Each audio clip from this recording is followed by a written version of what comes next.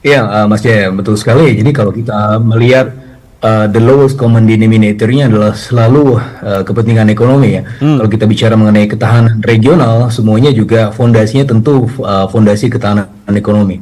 Nah, sehingga ketika Macron ke sini, kita bisa melihat dan mengulas ke depannya bagaimana kerjasama-kerjasama ekonomi itu bisa lebih intensif ya. Sementara ini saya masih melihat bahwa memang sudah ada hubungan ekonomi, perdagangan dan juga investasi, tetapi masih sangat terbatas ya. Kalau kita lihat bagaimana ekspor dari Prancis ya ke Indonesia itu cuma 1,6 billion US dollar. Begitu juga dengan ekspor Indonesia ke Prancis itu cuma 1,3 billion US dollar. It's a peanut ya kalau kita bandingkan misalnya dengan kita ekspor ke China yang 64 billion US dollar. Sehingga kita bisa mengkategorikan secara individual Prancis sebagai negara yang masih tergolong non-tradisional. Tetapi di sisi yang lain tentu kita juga melihat tidak hanya Prancis juga di belakangnya tentunya Uni Eropa. Saya ingat ketika tarif Trump pertama itu pelajarannya adalah bagaimana kita bisa justru menandatangani RCEP ya. RCEP Regional Comprehensive Economic Partnership yang tertunda semenjak diinisiasi tahun 2011 itu ditandatangani tahun 2020. Salah satu yang mengekspedite atau mempercepat proses tersebut adalah justru secara ironis adalah tarif Trump, di mana pada saat itu China justru mencari cara ya, untuk kemudian melakukan akselerasi RCEP ASEAN Plus 6 countries ini untuk segera ditandatangani, dan oleh karena kita mengalami satu percepatan ya, yang upaya yang lebih konkret untuk kemudian menyatukan regional ASEAN Plus itu di tahun 2020. Nah, saya juga melihat sekarang ini dengan kondisi tarif Trump yang kedua, hubungan tentunya antara Indonesia, tidak hanya ASEAN, tapi Indonesia juga dengan Eropa, yang mana sekarang kita sudah melihat adanya perkembangan yang lebih positif di Indonesia. EU SEPA, Comprehensive Economic Partnership Agreement, itu salah satu buahnya adalah karena memang tarif Trump juga kalau kita melihat secara timelinenya ya. Karena selama ini kesulitan kita dengan Uni Eropa itu sangat banyak sekali untuk kemudian membuat satu perjanjian kerjasama yang lebih komprehensif. Tetapi justru saya sepakat juga dengan Bang Philip tadi, ini sebagai jalan ketiga ya. Kita memiliki banyak sekali jalan ya, dan Uni Eropa dan juga Prancis di situ tentunya sebagai salah satu lakon utama dari Uni Eropa bisa kita manfaatkan untuk melakukan perjanjian-perjanjian lain yang lebih komprehensif dan lebih sifatnya multilateral. Tentu kita dengan Prancis itu tidak punya hubungan formal yang secara bilateral ya, tetapi kita akan membangunnya lebih formal dengan jalur multilateral, dan itulah yang akan kita lihat ke depan ya. Kebijakan dua kamar, sementara bilateral dengan Amerika Serikat terus kita jalankan, tetapi kamar multilateral, perjanjian-perjanjian dengan Uni Eropa, dengan beberapa negara yang tentunya kita sudah menjalin hubungan secara intensif, itu bisa berjalan juga secara simultan, Mas Yaya. Baik, tapi apa yang dibangun untuk kemudian bisa sama-sama saling menguatkan di tengah tekanan ini, Bang Fitra? Iya, saya merasa justru posisi di Indonesia lebih diuntungkan ya dibandingkan dengan Prancis yang merupakan bagian dari Uni Eropa yang sekarang sedang dalam tensi tertentu ya dengan Amerika Serikat ya. Bahkan kalau kita melihat bagaimana upaya Indonesia, tim negosiasi sudah memasuki wilayah konsesi, di mana di situ kita juga sudah berencana ya untuk membeli beberapa barang-barang Amerika Serikat, terutama salah satunya adalah produk-produk pertahanan ya. Dan ini sedikit banyak membuat menurut saya Macron menjadi sedikit gelisah ya, karena begini perbandingannya. Kita melihat bagaimana pesawat atau aircraft dan lain-lain itu yang kemudian merajai ya ekspor dari Prancis ke Indonesia ya, terutama dari sisi militer. Di situ juga ada sipilnya. Tetapi kita juga sudah tahu bahwa kita juga membeli Rafale misalnya, Dassault Rafale.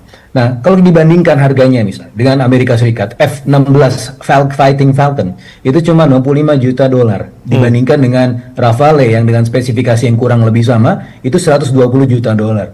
Bahkan kalau kita lihat kemarin konflik India dan Pakistan, bagaimana J-10 dari China yang nilainya cuma 40 sampai 60 juta dolar itu bisa menembak jatuh Rafale. Nah, sehingga saya rasa Macron dalam hal ini dalam posisi yang menjadi datang ke Indonesia untuk kemudian mempertahankan ya penjualannya di Indonesia. Dalam hal ini kita berada dalam upper hand ya. Karena kita selalu bisa mendiversifikasi alat-alat pertahanan dan keamanan dan jauh lebih mudah lagi dengan Amerika Serikat karena kita sedang menawarkan konsesi tersebut. Nah, dengan posisi upper hand tersebut, itulah yang kemudian kita bicara dalam negosiasi yang bisa jadi lebih menguntungkan kita ke depannya, terutama ketika kita bicara dengan EU. Nah, biar bagaimanapun, EU justru sangat membutuhkan pasar dan juga basis produksi dari negara-negara ASEAN.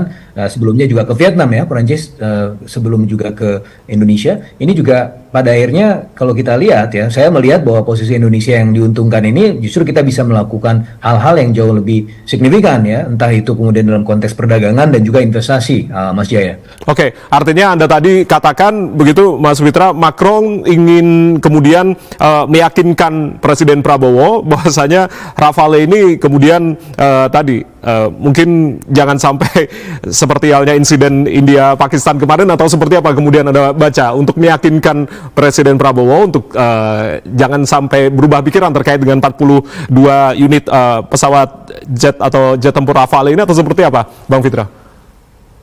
Ya itu, kalau saya sebagai ekonom saya akan sangat rasional. Saya akan membeli ke tempat yang lebih murah dan berkualitas. Dan dalam hal ini kita memiliki kepentingan ya justru dengan Amerika Serikat untuk kemudian menipiskan tarifnya. Kita kan dalam hitung-hitungannya Trump yang sebenarnya kalau saya bilang international trade ya, tidak pernah kita melihat perhitungan formula Trump seperti itu, tapi ya cara untuk menipiskan tarif Trump itu adalah dengan membeli lebih banyak produk dari Amerika Serikat sehingga tarifnya bisa jadi nol. Nah, salah satu yang paling banyak ya bisa kita identifikasi adalah alat pertahanan.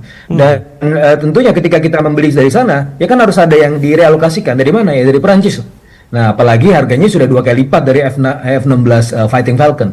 Nah, dalam konteks seperti inilah plus ditambah lagi dengan kejadian di India dan Pakistan, saya melihat bahwa ya posisi tawar kita jauh lebih tinggi. Dan kalau misalnya you mau bikin semacam perjanjian yang lebih komprehensif, itu justru kita bisa terbuka tangannya ya, tidak hanya di alat-alat keamanan. Karena selama ini kalau kita melihat Indonesia sebagai partner yang kalau tidak salah nomor 47 dalam ranking Perancis, ya harus bisa dinaikkan lah. Nah, ini adalah posisi tawar yang kita incar berikutnya begitu.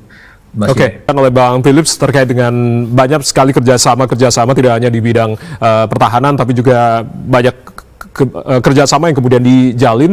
Seperti halnya statement dari antar kedua kepala negara di Borobudur, ada kemudian kerjasama di bidang pariwisata, ekonomi kreatif, dan juga beberapa kerjasama lain begitu. Bang Fitra melihat potensi dari kerjasama di bidang ekonomi kreatif, lalu juga kerjasama di bidang pariwisata ketika statement di depan hadapan rekan-rekan media begitu di Candi Borobudur, melihatnya seperti apa potensi ke depan Indonesia-Prancis ini?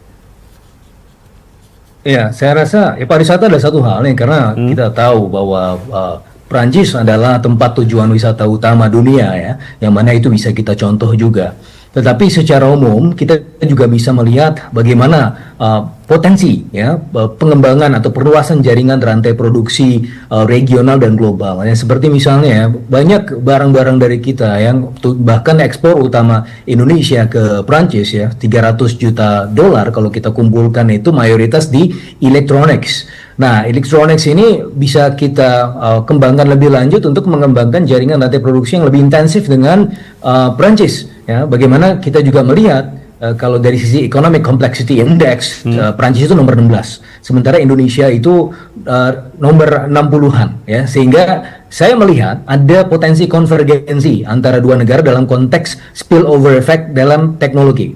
Nah, ini dimungkinkan dengan adanya kerjasama atau kesamaan-kesamaan yang sifatnya tidak ekonomi ya, atau faktor-faktor yang sifatnya non ekonomi. Ya, dalam model empiris ekonomi internasional ada yang disebut sebagai gravitasi ekonomi, yang mana bisa mendekatkan kondisi perdagangan dan investasi antara dua negara. Itu pertama karena masanya, yaitu diukur dengan GDP per kapita populasi, dan juga jaraknya, yaitu jarak fisik dan jarak non fisik. Tapi most of the time, lebih banyak seringkali kita melihat potensi kerjasama ekonomi itu lebih banyak dibangun oleh yang sifatnya non fisik. Apa saja? Kalau kita bicara mengenai pusat gravitasi atau jarak non fisik tadi, kita bisa melihatnya dari sisi language, culture, education, dan seterusnya. Yang mana itu kita sudah lihat ya, contoh-contohnya sedang dibangun ya, bagaimana pengumuman di Candi Borobudur, bagaimana kemudian militer kita itu berbicara bahasa Prancis, bagaimana juga Pak Prabowo menyapa Pak Macron dalam bahasa Prancis, dan juga Mas Didit ya berbicara dengan Madame Brigitte dengan bahasa Prancis juga, itu adalah satu aspek kultural yang menjadi modalitas ya pengembangan potensi kerjasama yang lebih jauh lagi dan lebih signifikan. Apalagi di saat-saat yang seperti ini, di saat yang penuh tensi. Ya tentunya justru semua pihak justru mencari cara untuk mempertahankan diri dan tetap relevan. Nah, salah satunya adalah dengan membangun kerjasama yang sifatnya lebih institusional. Nah, yang tadi saya sempat sampaikan adalah bagaimana Indonesia dan EU terutama ya, tidak hanya Perancis, karena Perancis ya tidak bisa kita kerjasama secara bilateral, secara institusional. Tapi kita juga mengincar yang lebih besar lagi, EU ya, EU Indonesia SEPA gitu, Mas Jaya. Oke.